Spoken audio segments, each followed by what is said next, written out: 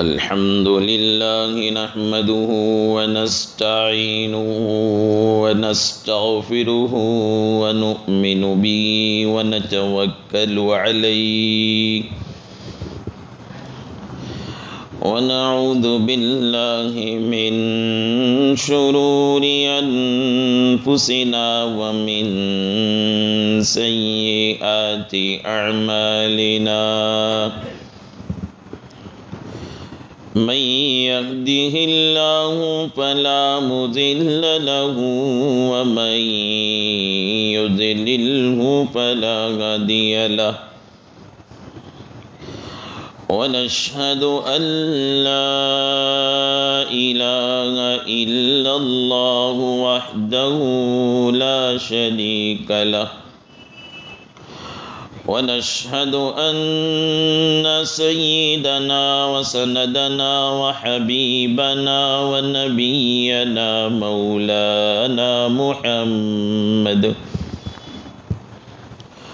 مولانا محمدا عبده ورسوله أرسله بالحق بشيرا ونذيرا وداعيا إلى الله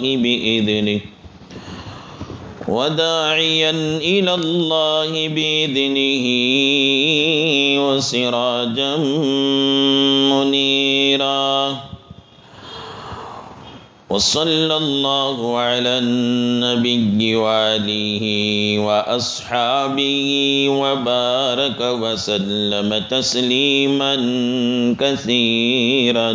كثيرا أما بعد فقد قال الله تبارك وتعالى في القرآن المجيد والفرقان الحميد أعوذ بالله من الشيطان الرجيم بسم الله الرحمن الرحيم إن الذين قالوا ربنا الله ثم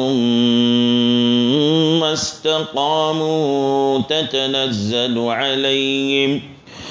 تتنزل عليهم الملائكة ولا تخافوا ولا تحزنوا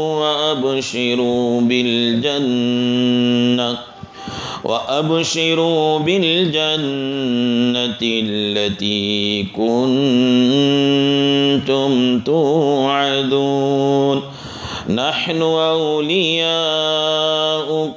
في الحياة الدنيا وفي الآخرة ولكم فيها ما تشتهي أنفسكم ولكم فيها ما تدعون نزلا من غفور رحيم. وقال النبي صلى الله عليه وسلم بدأ الإسلام غريبا وسيعود غريبا كما بدأ طوبى للغرباء أو كما قال عليه الصلاة والسلام. آمنت بالله صدق الله مولانا العظيم وصدق رسوله النبي الكريم ونحن على ذلك من الشاهدين والشاكرين والحمد لله رب العالمين.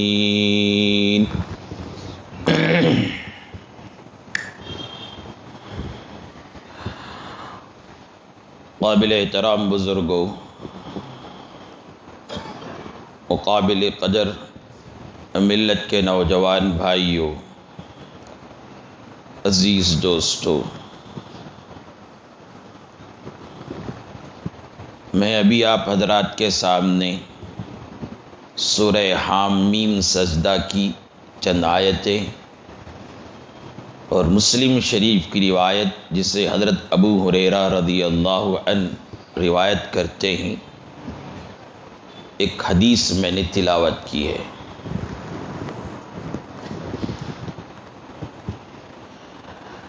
جس میں مجھے بھی اور سارے امت مسلمہ کو خصوصاً ہمارے اس ملک میں پے در پہ جو حالات پیش آ رہے ہیں،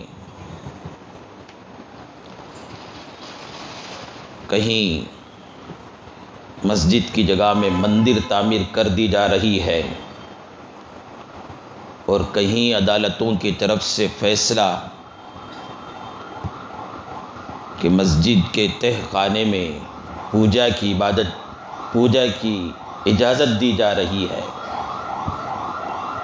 کہیں راتوں رات 500-600 سال پرانی مسجد کو ڈھا کر زمین بوس کر دیا جا رہا ہے، کہیں مسلمان نوجوانوں کو پکڑ کر مختلف قسم کے نعرے لگانے پر مجبور کیا جا رہا ہے، اور کوئی اس جگہ پر اڑ جاتا ہے تو اسے مختلف طریقے سے ستائے جا رہے ہیں، تکلیف دی جا رہی ہے۔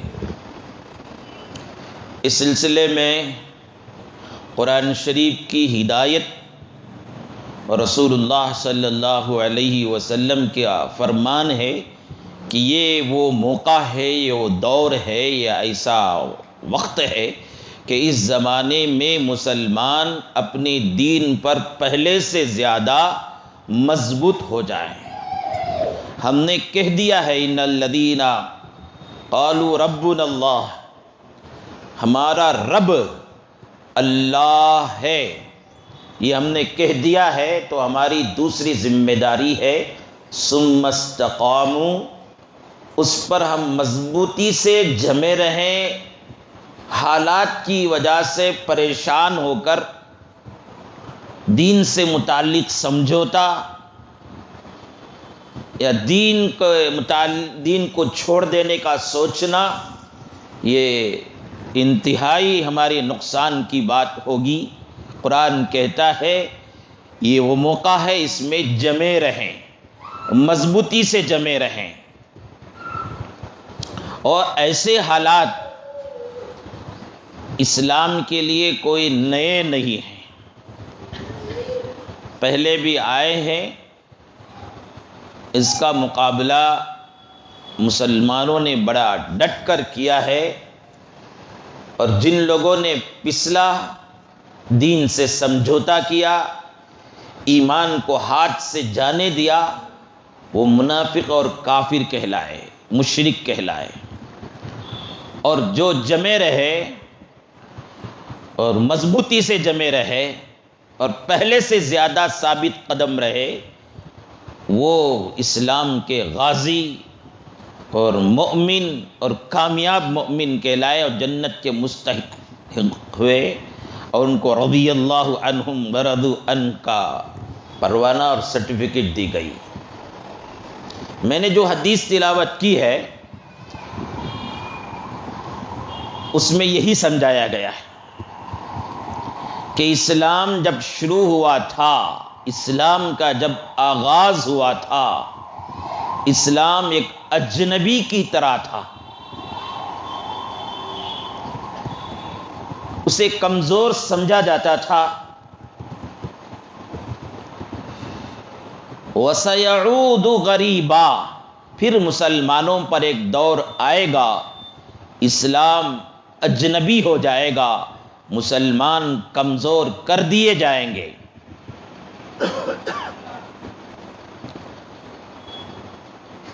اسلام ایک ایسا الگ تھلگ مذہب پڑ جائے گا، اس کے ماننے والوں کو ستایا جائے گا، پریشان کیا جائے گا، تکلیفیں دی جائے گی، تو جیسے ایک اجنبی کو کچھ ہوتا ہے تو لوگ اس کے طرف توجہ نہیں دیتے، ویسے اسلام اور مسلمانوں کو تکلیف ہوگی تو ان کے پاس رہنے والے توجہ نہیں دیں گے، ان کو الگ تھلگ کر کے چھوڑ دیا جائے گا۔ یہ حدیث میں موجود ہے۔ وَسَيَعُودُ غَرِيبًا كَمَا بَدَأَ طُوبَى لِلْغُرَبَاء، نبی صلی اللہ علیہ وسلم نے فرمایا خوش بختی ہے، خوشخبری ہے ان اجنبیوں کے لیے، یعنی ایسے دور میں جبکہ چاروں طرف سے ستایا جا رہا ہو، پریشان کیا جا رہا ہو، ان کا اور ان کی عبادت گاہوں کا مذاق اڑایا جا رہا ہو، ان کی زندگی کو تنگ کر دیا جا رہا ہو، اس کے باوجود وہ ایمان میں، اسلام میں جمے رہتے ہیں، تو نبی صلی اللہ علیہ وسلم نے فرمایا ان کے لیے خوشخبری ہے، ان کے لیے خوش بختی ہے۔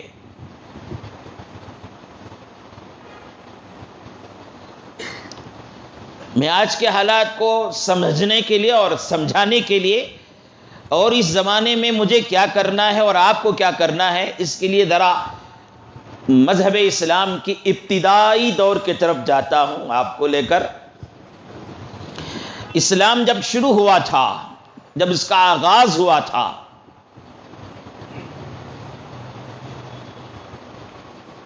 تو بہت کمزور تھا۔ ایک ایک آدمی، دو دو آدمی اسلام قبول کرتے، اور مخالفین کی تعداد بہت زیادہ تھی، بہت طاقتور سمجھے جاتے تھے۔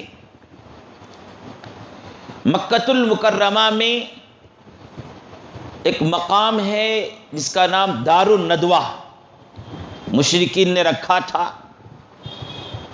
وہ میٹنگیں اور منصوبے بنانے کی اور سازشیں کرنے کی جگہ ہوتی تھی۔ ایک باقاعدہ ایک کمیٹی بنی تھی اس وقت، جن کا کام ہی یہ ہوتا تھا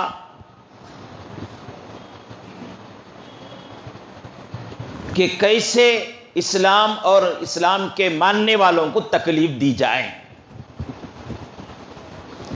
اس دار الندوہ میں بیٹھ کر منصوبے تیار کیے جاتے تھے۔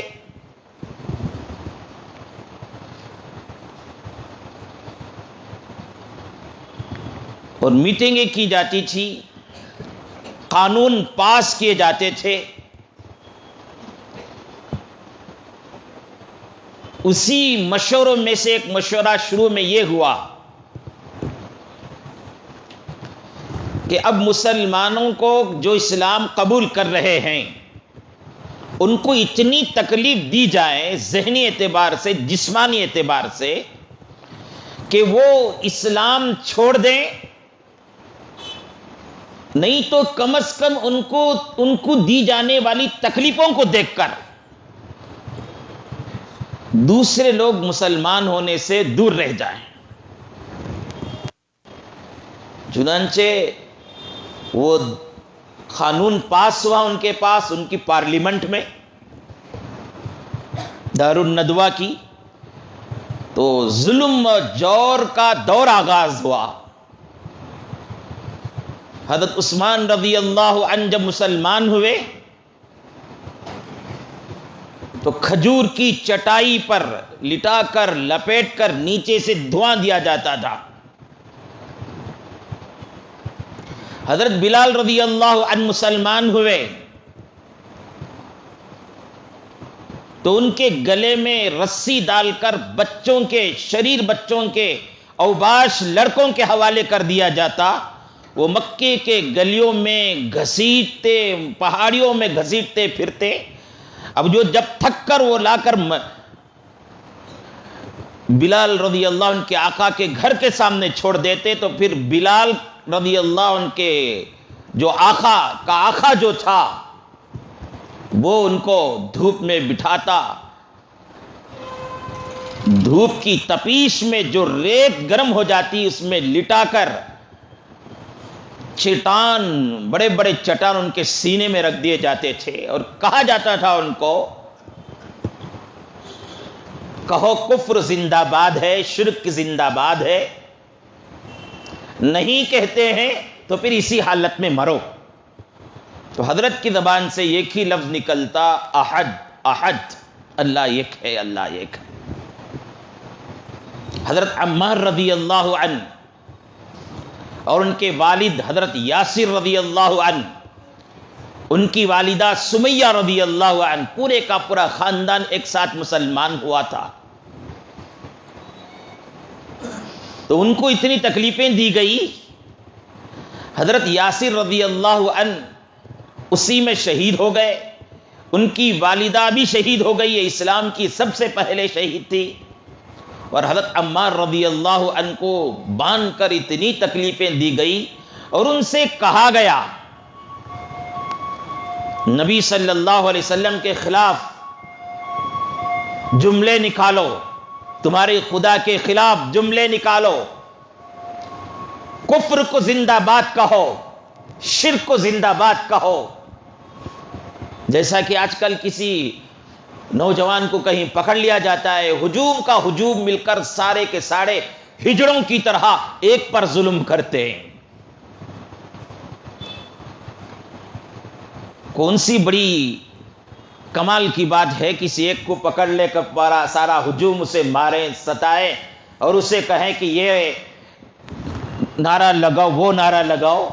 کون سا بڑا کمال ہے؟ دم ہے تو ایک کے مقابلے میں ایک آ کر کھڑے ہو جائیں، پھر دیکھا جائے گا تمہاری طاقت کو اور ہماری طاقت کو.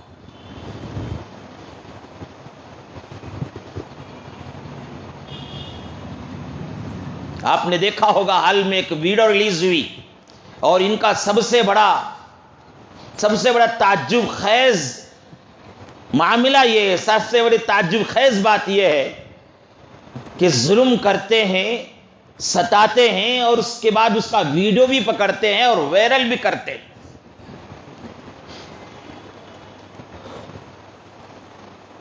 اور لوگوں کا حال یہ ہے کہ دیکھتے ہیں اور بہت زیادہ بولے تو بول کے خاموش ہو جاتے ہیں. ارے میں اس جگہ پر ہوتا تو کیا ہوتا، مجھے کیا ایکشن لینا چاہیے تھا، اس کے لیے وہ منصوبہ بناتا. ہم جب کبھی اس طرح کا وائرل ویڈیو دیکھتے ہیں تو ہمارے دماغ میں یہی بات آتی ہے کہ ہم اس طرح دبے سہمے مار کھائیں گے نہیں. ہمارے پاس موجود ہتھیار اگر ظاہری شکل میں پسٹول نہیں ہے، تلوار نہیں ہے، کچھ بھی نہیں ہے، تو اللہ کے دیا ہوا منہ کے اندر 32 دانتیں ہیں. ان کو ہتھیار کے طور پر ان ہجوم میں سے کسی ایک آدمی کے گلے پر ہم اسے استعمال کریں گے اور اس وقت تک نہیں چھوڑیں گے جب تک کہ اس کا وہ حصہ ہمارے منہ کے اندر نہ آ جائے. اور مارنے والوں کو مارنے دو، ویسے تو وہ ویسے بھی مار رہا ہے، ویسے بھی ستا رہا ہے، ویسے بھی پریشان کر رہا ہے. اب ہم اس کی بات کو مان کر اس کے مطابق وہ کلمے وہ نعرے لگانے پر بھی ستا رہا ہے، نہیں تو بھی ستا رہا ہے. تو پھر ہم خامخواہ بزدلوں کی طرح کیوں اپنے آپ کو شرمندہ کریں؟ حد ہو گئی. کپڑے ہاتھ پیر باندھ دیا گیا ہے، کپڑے نکال دیے گئے اور اس کی شرمگاہ کے پاس لے جا کر آگ سلگا کر چٹکیاں دی جا رہی ہیں.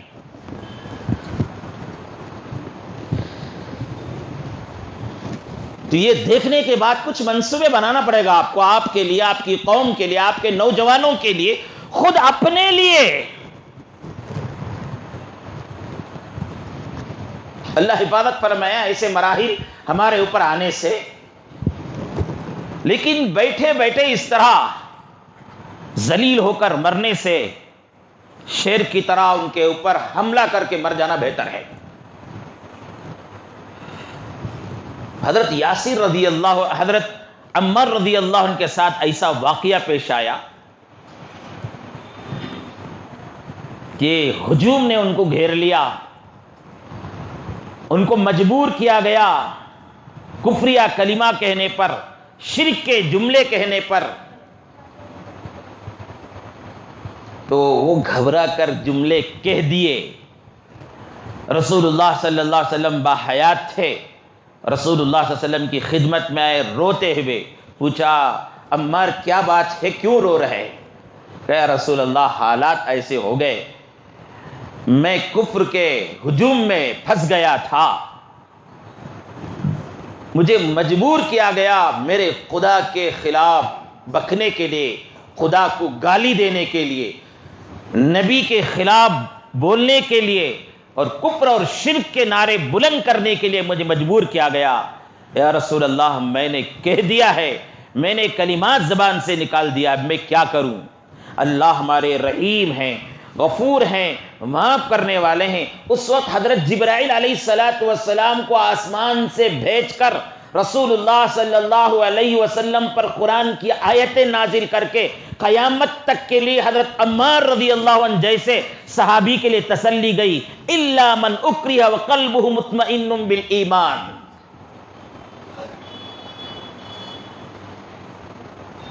نہیں کہنا چاہیے جملے، مگر یہ کہ مجبور کیا گیا ہے،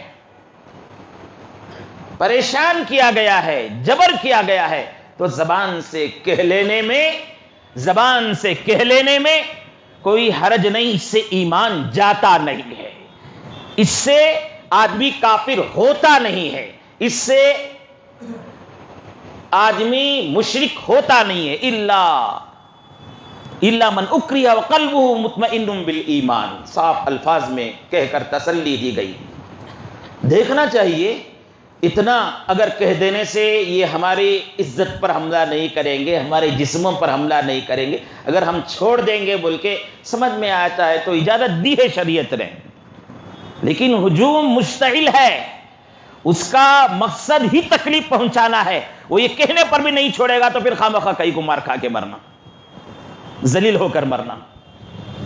تو بہرحال پارلیمنٹ وہاں کی دارالندوہ کی پارلیمنٹ میں طے ہوا تھا کہ مسلمان کو اتنا تکلیف دیا جائے کہ وہ مذہب چھوڑ دیں، اور اتنا اسے ستایا جائے کہ کوئی دوسرا مذہب اسلام قبول کرنے کے لیے تیار نہ ہو.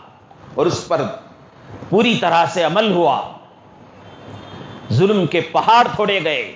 مسلمان ہونے والے لوگ جو خاندانی اعتبار سے رئیس ہوتے تھے ان کو ستایا جاتا تھا، ان کے خاندان والوں کو یہ کہہ کر تیار کیا جاتا تھا کہ تمہارے گھر کا یہ نوجوان مسلمان ہوا ہے.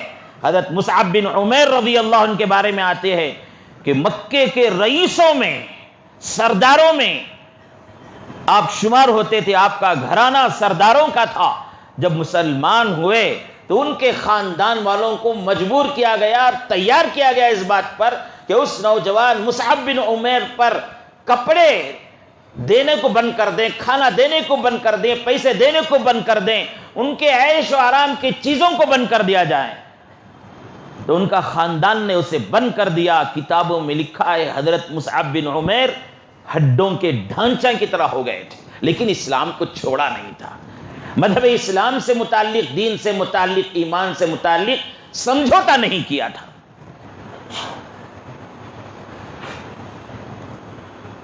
جب مشرکین نے دیکھا، کفار نے دیکھا مکہ کے اتنا سب ظلم و ستم کرنے کے باوجود یہ تھمتا نہیں ہے، بڑھتا ہی جا رہا ہے، تو پھر انہوں نے اور ایک قانون پاس کیا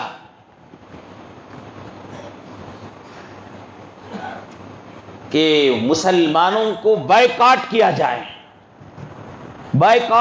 جائے، ان سے کسی چیز سے خریدنا نہیں، ان کو کوئی چیز بیچنا نہیں، ان سے میل جول رکھنا نہیں، ان کے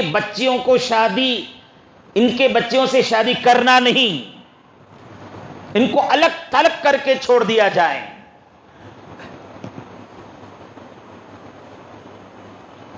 یہ لکھ کر باقاعدہ ایک کتابی شکل دے کر کعبۃ اللہ کے دیوار میں لٹکا دیا گیا تھا.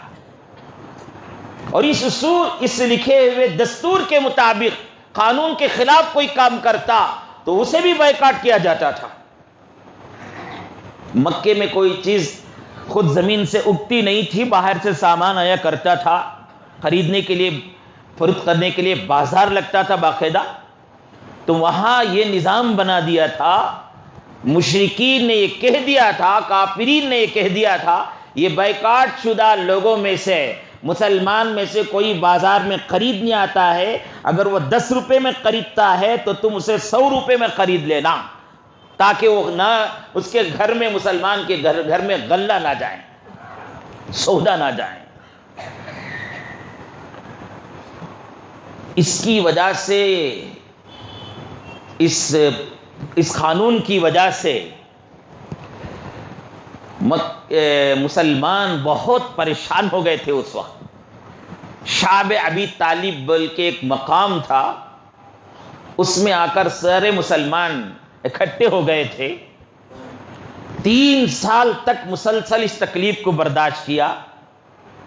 بازار سے کوئی خرید نہیں سکتے، بازار میں بیچ نہیں سکتے، رشتہ داروں کے ساتھ میل جول رکھ نہیں سکتے، کوئی ان سے بات نہیں کرتا تھا. شادیاں تو دور کی بات، دوستی تک نہیں ہوا کرتی تھی. اسی حالت میں مسلمان برداشت کیا. دین سے متعلق کسی قسم کا سمجھوتا نہیں کیا، ایمان سے متعلق کسی قسم کا سمجھوتا نہیں کیا. یہ بات میں بار بار آپ کو کہہ رہا ہوں.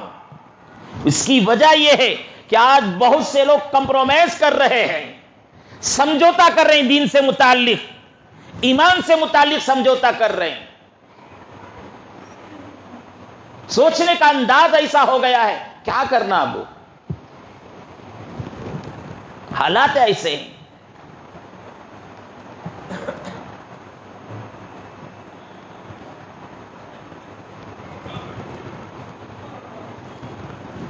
اس پر اکتفا نہیں ہوا بائیکاٹ پر.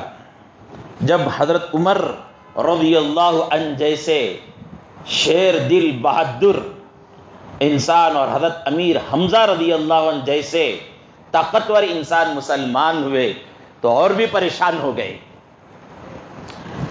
اسلام کے اندر اللہ نے یہ خوبی رکھی ہے، اسے جتنا دبائیں گے وہ اتنا ابھر کر آئے گا.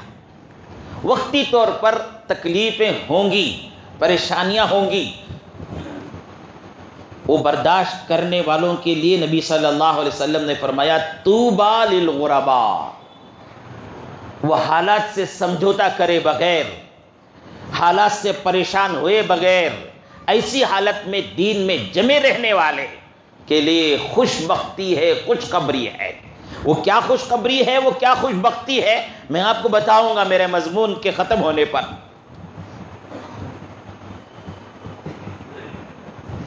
اسی پر اکتفا نہیں کیا، ظلم ستم کرنے پر اکتفا نہیں، بائیکاٹ کرنے پر اکتفا نہیں ہوا.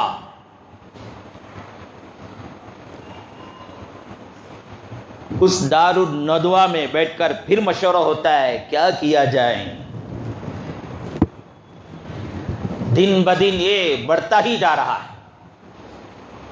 آج یہی ہے، یہاں بسنے والے اکثریت کو یہ خوف ہے کہ یہ لوگ کیا ہو جائیں گے، اکثریت میں یہاں کی اقلیت اکثریت میں بدل جائے گی. یہ خوف ہے یہاں کے اکثریت کو. بار بار کہتے ہیں، بہت مرتبہ آپ نے اس ویڈیوز کو سنا ہوگا، بار بار وائرل ہوتی رہتی ہے. شدت پسند تنظیموں کی طرف سے ان کے لیڈر کھلم کھلا کہتے رہتے ہیں، یہاں تک کہ ایک لیڈر کہہ رہا ہے مسلمانوں کو ان کے درمیان کہ قانون بنایا جائے پارلیمنٹ میں کہ 2 سے زیادہ اگر مسلمان بچہ پیدا کرتا ہے تو اسے ووٹ سے محروم کیا جائے. 2 سے زیادہ بچہ پیدا کرتا ہے تو گورنمنٹ اور سرکار کی اسکیموں سے اسے محروم کیا جائے، وغیرہ وغیرہ. ڈر ہے اسے کہ مسلمان بڑھتا جا رہا ہے، اور ان کو تعلیم دیتا ہے کہ تم 10 پیدا کرو، 15 پیدا کرو، 4 شادیاں کرو. یہ کوئی ڈھکی چھپی بات نہیں، کھلم کھلا یہ سب اسپیچز ہو رہے ہیں، یہ بیانات ہو رہے ہیں.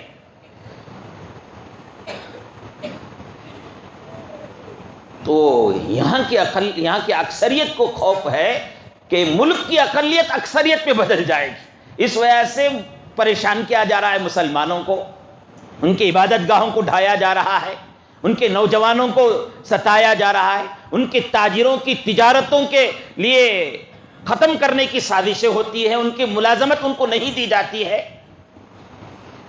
بائیکاٹ کیا جاتا ہے بہت سی جگہ پر، اور مختلف قسم کے ڈراؤنی نعرے لگا لگا کر سفر کرنے والے مسافر مسلمانوں کو پریشان کیا جاتا ہے. یہ سب اسی وجہ سے کہ ان کو خوف ہے کہ مسلمان بڑھ رہا ہے دنیا میں، اور خصوصاً ہمارے اس ملک میں. اتنا تو تسلیم کر لیے کہ اتنا سب ستانے کے باوجود بھی مٹتا نہیں ہے، یہ بڑھتا جا رہا ہے. تو پھر ایک مرتبہ میٹنگ پارلیمنٹ لگتی ہے، وہاں پر مشورے ہوتے ہیں کیا کیا جائے۔ کسی نے کہا کہ ان کے بانی، ان کے سردار محمد صلی اللہ علیہ وسلم سے متعلق ایکشن لیا جائے، یہ آخری ہے۔ ہم نے مسلمانوں کو ستا کر دیکھ لیا، ان کے اوپر ظلم و جور کر کے دیکھ لیا، وہ چھوڑے نہیں، ان کو بائیکاٹ کر کے دیکھ لیا، وہ دین و ایمان کو چھوڑنے والے نہیں ہیں۔ تو بنیادی بات جو تھی، محمد الرسول اللہ صلی اللہ علیہ وسلم ہی دین کی تبلیغ کرنے والے، دعوت دینے والے نبی اور پیغمبر رسول بنا کر بھیجے گئے تھے، انہی کو ٹارگٹ بنایا جائے۔ ان میں سے ایک نے مشورہ دیتا ہے ایسا کیا جائے کہ ان کو جلا وطن کر دیا جائے، مکے سے نکال کر جنگلوں میں بھیج دیا جائے۔ اس مجلس میں 6-7 آدمیوں کے وہ سردار تھے، ان کی میٹنگ چل رہی تھی۔ اس میں سے ایک نجد کا بوڑھا بھی آ گیا تھا، جو اصل میں ابلیس تھا، انسانوں کی شکل میں آ کر بیٹھ گیا تھا۔ جب اس میں سے ایک آدمی یہ کہہ رہا تھا تو اس نے کہا کہ ایسا نہیں ہو سکتا کہ تم دیکھتے نہیں محمد کی زبان کو، محمد کی بول کو، ان کی باتوں کو دیکھتے نہیں، ان کے کردار کو دیکھتے نہیں، ان کے اخلاق کو دیکھتے نہیں۔ اگر تم جلا وطن کرو گے تو جہاں وہ جائے گا وہاں ایک شہر بن جائے گی، ایک بستی بن جائے گی، وہاں ایک ملک بن جائے گا، وہاں ایک بادشاہت اس ان کی قائم ہو جائے گی۔ جلا وطن کرنے کی بات بیکار ہے، رد کر دیا گیا۔ پھر دوسرے ایک نے رائے دی کہ ایسا کر دیا جائے، ہاتھ پیر باندھ کر، پہلے زمانے میں ایسا ہی ہوتا تھا، کسی کے سے ناراض ہو جاتی پوری قوم تو اسے ہاتھ پیر باندھ کر کے اندھیری کھٹوری میں روم میں ڈال دیا جاتا، وہ وہیں بھوکا پیاسا رہ کر قطرے قطرے پانی کو اور ایک نوالے کھانے کو ترس کر دم توڑ دیتا، یا وہ اپنی بات سے باز آ جاتا۔ تو ایک نے مشورہ دیا کہ ایسا کیا جائے، ان کے ہاتھ پیر کو باندھ کر بیڑیوں میں ڈال کر کسی جگہ پر رکھ دیا جائے، یا تو وہ دعوت و تبلیغ اسلام کی چھوڑ دے یا اسی حالت میں مر جائے۔ وہ نجد کا جو بوڑھا آیا تھا ابلیس، اس نے کہا کہ یہ بھی نہیں ہو سکتا ہے، اگر ایسا کرو گے تو ایک دن میں وہ پوری ان کی ماننے والی قوم ٹوٹ پڑ کر اپنی جان کو قربان کر کے، اپنے مال کو قربان کر کے اپنے نبی کو بچا کر لے چلے جائیں گے، ہم کچھ نہیں کر سکتے۔ پھر ان میں سے ابو جہل جو اس کمیٹی کا سردار تھا، اس نے یہ کہا کہ ایسا کریں گے، مکے کے پورے بڑے بڑے قبیلے اور سرداروں کے میں سے ایک ایک آدمی،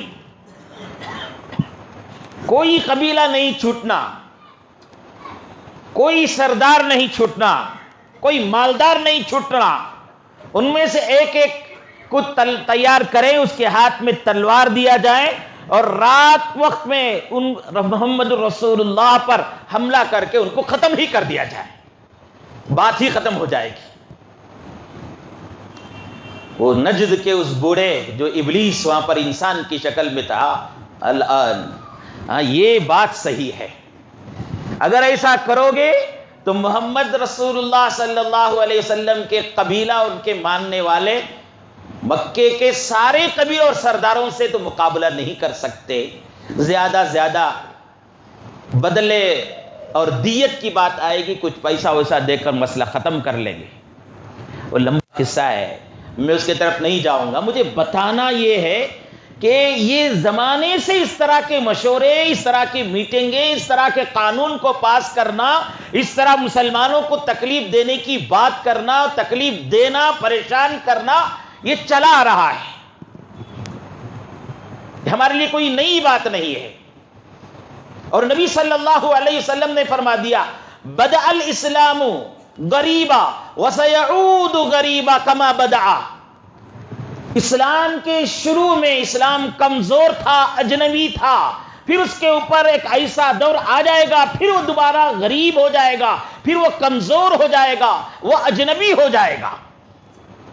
تو یہ دوسرے دور کے لوگوں کو کیا کرنا چاہیے ایسے وقت میں جب کسی ملک میں یا زمین کے کسی خطے میں ایسا دور آ جائے جہاں پر ہر طرف سے مسلمانوں پر حملہ ہو رہا ہے، اسلام کو مٹانے کی سازشیں اور کوششیں ہو رہی ہیں، تو اس وقت کیا کرنا چاہیے؟ تو ان کو پلٹ کر اپنے ہی پہلے دور کے مسلمانوں کو دیکھنا چاہیے. انہوں نے کیا کیا؟ جس وقت پہلے جب شروع ہوا تھا اسلام، اس وقت اسے دبانے کی کوشش کی جا رہی تھی، اسے مٹانے کی کوشش کی جا رہی تھی، اسے ختم کرنے کی کوشش کی جا رہی تھی، اس کے ماننے والوں کو ظلم کیا جا رہا تھا. تو اس وقت انہوں نے کیا کیا؟ ان کے طریقے پر چلو گے، انہی کے طریقے کو اپناؤ گے تو ہمارا آج دین مضبوط رہے گا، ہمارا ایمان پختہ ہوگا، اور ہم اللہ رب العالمین کی بارگاہ میں کامیابی کا چہرہ لے کر پہنچیں گے. ان کا کیا کام ہوا تھا؟ انہوں نے ایسے وقت میں تکلیف کو برداشت کیا اور اسباب اختیار کیے دشمن کے مقابلے کے لیے، جو اسباب اس زمانے کے لحاظ سے ہو سکتے تھے. انہی اسباب میں سے بدر کی جنگ بھی تھی، انہی اسباب میں سے احد کی جنگ بھی تھی، انہی اسباب میں سے جنگ احزاب بھی تھی، جنگ تبوک بھی تھی، جنگ حنین بھی تھی، اور انہی اسباب میں سے صلح حدیبیہ بھی تھا. انہی اسباب میں سے محمد رسول اللہ صلی اللہ علیہ وسلم مکے سے ہجرت کر کے مدینہ پہنچے تھے. انہی اسباب میں سے محمد رسول اللہ صلی اللہ علیہ وسلم اس زمانے کے سیکولر ذہن رکھنے والوں کے ساتھ دوستی بھی کی تھی، مصالحت بھی کی تھی. انہی اسباب میں سے یہ کہ سماج میں کمزور طبقات کے لوگوں کے ساتھ مل کر ظالموں کا مقابلہ بھی کیا تھا.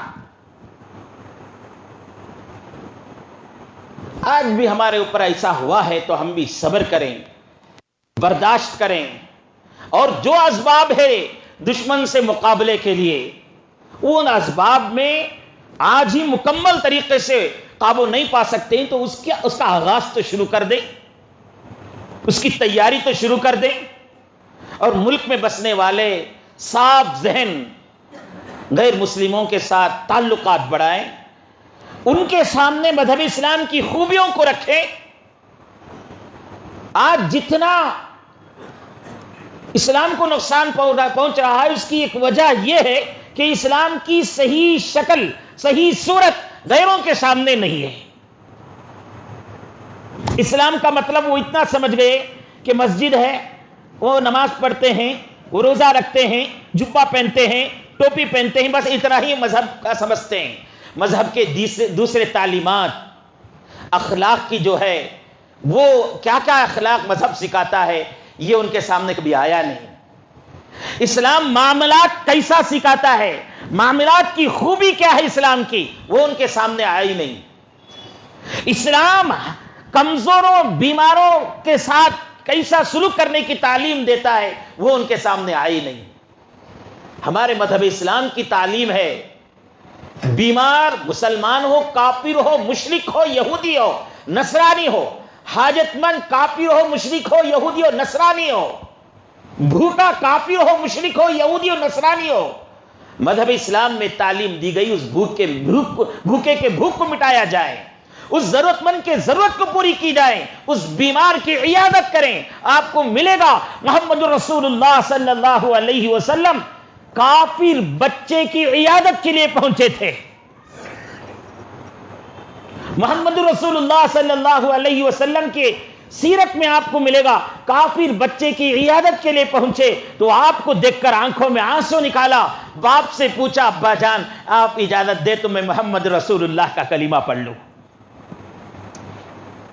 اسے احساس ہوا کہ میں ایک معمولی بچہ، میری کوئی اوقات نہیں، میری کوئی حیثیت نہیں، میں کوئی لیڈر نہیں ہوں، میں کوئی پیسے والا آدمی بھی نہیں ہوں، پڑوس میں رہنے والے نبی پیغمبر محمد کو اتنا خیال کہ میں بیمار ہوا ہوں تو مجھے میری عیادت کے لیے میرے پاس پہنچ گئے. تو اس بچے کو دل میں اسلام گھر کر لیا. اپنے باپ کی اجازت سے باپ نے کہا کہ بیٹا تجھے اگر محمد کا دین اچھا لگتا ہے تو قبول لے. وہ بچہ قبول کیا، اس کی وفات بھی ہو گئی اسی بیماری میں. اب میں اور آپ اس عیادت ہی کے ایک سنت کو لے لیے، میں اور آپ غریبوں اور محتاجوں ضرورت مندوں کے ضرورتوں کو پورا کرنے کی سنت ہی پر عمل شروع کر لیں تو ہمارے لیے ایک سبب کا درجہ رکھے گا دشمنوں کو جواب دینے کے لیے. تو بہرحال ایک طریقہ محمد رسول اللہ صلی اللہ علیہ وسلم کے زمانے میں، صحابہ کے زمانے میں جب تکلیف آئی تھی، ایسا حال آیا تھا تو انہوں نے کیا طریقہ اپنایا تھا، وہ طریقہ اپنائیں. اسلام میں پہلے سے زیادہ مضبوط ہو جائیں.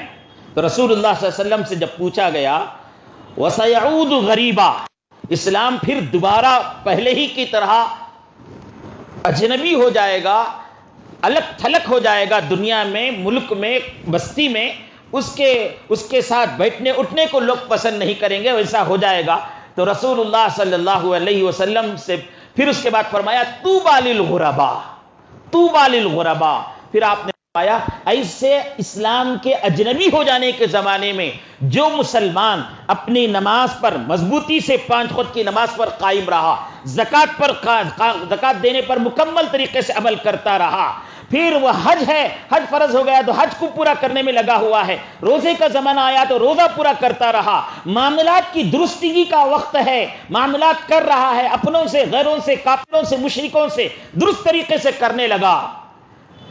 اخلاق کی بات آئی تو اخلاق مکمل طریقے سے لوگوں کے سامنے پیش کرتا رہا. معاشرت کی بات آئی، ایسی معاشرت اختیار کی مسلمان مرد، مسلمان بچہ، مسلمان عورت، ایسا معاشرت یعنی رہن سہن کا طریقہ ایسا بنا لیا کہ میرے طرف سے کسی کو تکلیف نہ ہو، میرا چلنا کسی کو تکلیف نہ ہو، میری ملازمت کسی کو تکلیف دینا ہو، میرے راستے میں گاڑی چلانا، کار چلانا کسی کو تکلیف کا ذریعہ نہ بنے، میں ایسا ہارن نہ مانوں، میری گاڑی کا ایسا سائلنسر نہ ہو، میں اتنا تیز نہ چلاؤں جس سے کسی مسلمان کو، کسی انسان کو تکلیف یا کسی جانور کو تکلیف ہوتی ہو. تو یہ اسلام کے طریقے پر جو مضبوطی سے قائم رہے گا، رسول اللہ صلی اللہ علیہ وسلم نے فرمایا اس کے لیے خوش بختی ہے. کیا ہے خوش بختی؟ قرآن نے اس کا جواب دیا، ان الذین قالوا ربنا اللہ ثم استقاموا تتنزل علیہم الملائکہ. دین لا الہ الا اللہ پڑھنے کے بعد، رب کو اللہ ماننے کے بعد، دین پر استقامت کے ساتھ رہے ان مشکل گھڑیوں میں بھی، تو تتنزل علیہم الملائکہ، فرشتے آسمان سے اتر کر تمہاری مدد کریں گے. تتنزل علیہم الملائکہ کی تفسیر میں بہت سے مفسرین نے لکھا ہے یہ ملائکہ اترنے کا مطلب موت کے وقت میں، قبر میں، محشر میں، کہ جب آدمی مرے گا تو اسے بے چین ہو رہے گا، گھبراہٹ ہوگی، تو اس وقت فرشتے اسے اتر کر کہیں گے گھبرانے کی ضرورت نہیں ہے، وَأَبْشِرُوا بِالْجَنَّةِ، تم جنت میں داخل ہونے والے ہیں. ان کو یہ کہا جائے گا. ابو حیان رحمہ اللہ نے اس کی تفسیر کرتے ہوئے فرمایا ہے کہ ایک دوسرا مطلب یہ بھی ہے کہ فرشتے اس کی زندگی میں اترتے رہیں گے، اس کے مدد کرتے رہیں گے. اور فرشتوں کا ظاہری طور پر ہونا وہ قبر، محشر اور موت کا وقت ہے. بقیہ زندگی میں فرشتوں کا آنا، تسلی دینا، مدد کرنا، یہ انسان کو محسوس نہیں ہوتا، دکھتا نہیں، لیکن وہ اس کا فائدہ ہوتا رہے. بہرحال عزیز و بزرگوں، یہ وقت ہے دین میں مضبوطی سے جمے رہنے کا. گھبرانے کی ضرورت نہیں. حالات سے کسی بھی قسم کا سمجھوتا کرنے کی سوچ بھی ہمارے لیے حرام ہے کہ ہم مکمل طریقے سے پہلے سے زیادہ دین پر قائم رہیں گے، پہلے سے زیادہ پکے سچے مومن بن کر رہیں گے، پہلے سے زیادہ ہماری زندگی میں نماز آ جائے گی انشاءاللہ۔ ایسا کریں گے، اللہ تعالی ہم سب کو توفیق نصیب فرمائے۔ سبحان اللہ بحمدہ، سبحانک اللہم بحمدک، اشہد ان لا الہ الا انت، استغفرک واتوب الیک۔ سبحان ربک رب العزۃ عما یصفون، وسلام علی المرسلین، والحمد للہ رب العالمین۔